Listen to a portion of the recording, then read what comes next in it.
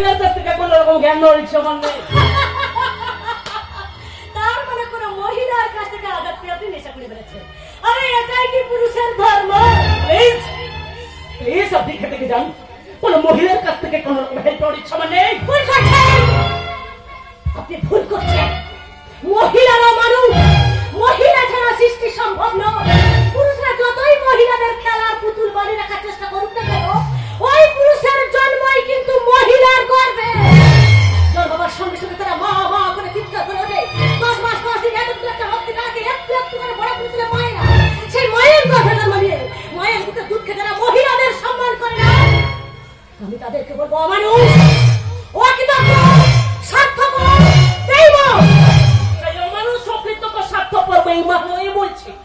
আপনাদের মতো মেয়েরা যদি প্রকৃত করে মা হতো, তাহলে এই অসভ্য চরিত্রের মানুষগুলো জন্ম হতো না, ধর্ষকারীতে সারা দেশটা ভরে যেত না। কবিগুরু রবীন্দ্রনাথ, কাজী নজরুল ইসলাম, স্বামী বিবেকানন্দ মায়েদের গর্ভে একজন করে মনীষীর জন্ম হতো না, মনীষীতে সারা দেশটা ভরে যেত।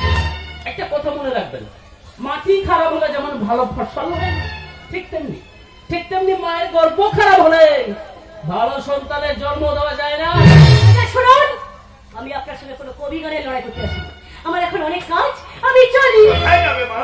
আমি দূরে দাঁড়িয়ে তোমার সব কথা শুনেছি, তোমাকে আমি ছাড়ছি না, তোমাকে আমাদের সাথে যেতে হবে। মানে মানে হতবাক